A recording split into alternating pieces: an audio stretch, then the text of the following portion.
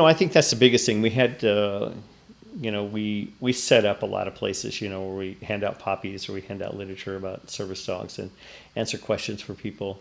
And we did that this weekend, and we had two people that came up, like, how do I get a service dog? I really want one. And I said, well, what is it you need the dog for? Well, I get anxious a lot, and I just like to have something around to comfort me.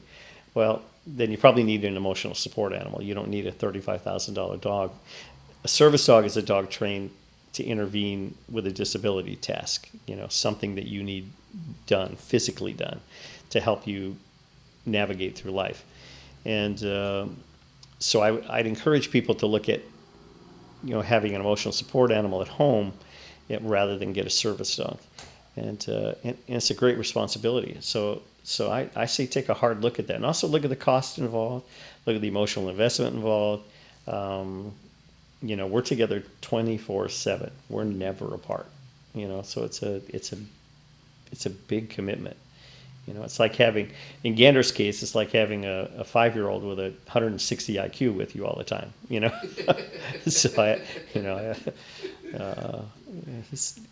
So I encourage people. I want them to really look at it and say, maybe I don't need one. Maybe I need something else. And it needs to be also one of the things that a lot of agencies don't do is they don't provide a psychological component, to pairing you with the dogs.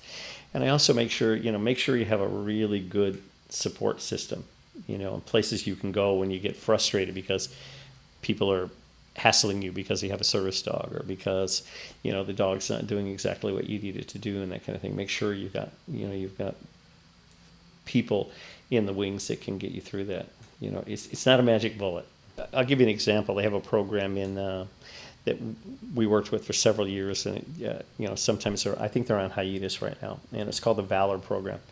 And they would train veterans to train court case dogs to be better placed, with homes. And then some of the veterans actually ended up with the dogs as emotional support animals, where they've got something to come home to. They've got something, because a lot of them have been either, they've had PTSD or they've had drug and alcohol problems or whatever the issue is. They're not close to a lot of people anymore, and so now they have a companion, somebody to come home to, something to look after, something to think about besides themselves.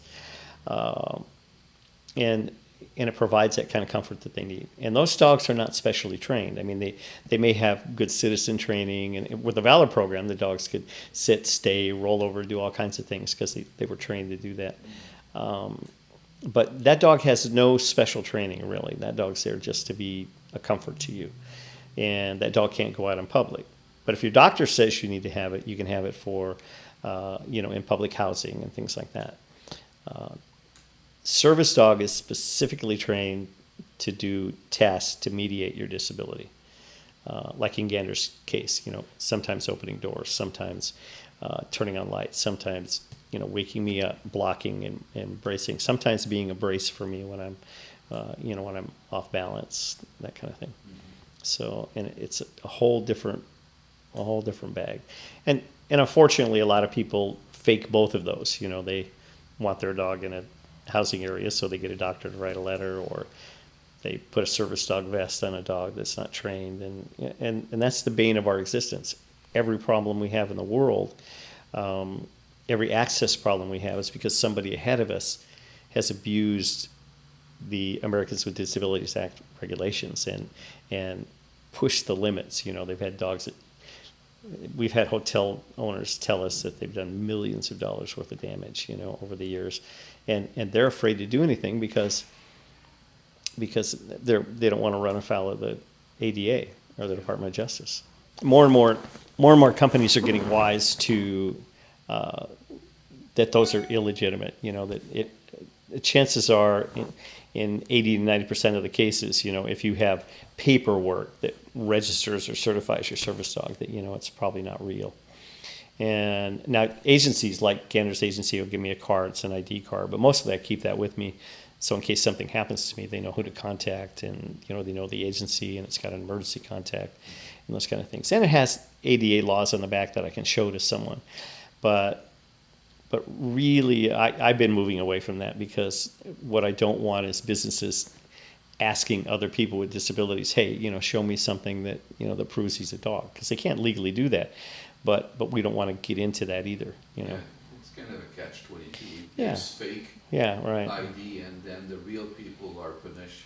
Right. Because in a restaurant, the previous so-called service dog was not behaving properly. Exactly. And making a very, very annoying situation for the owner and for the restaurant, and You the bet. patron in the restaurant also. Sure. Yeah, and we talk about that a lot with people, and we tell them how to identify fake dogs and that kind of thing.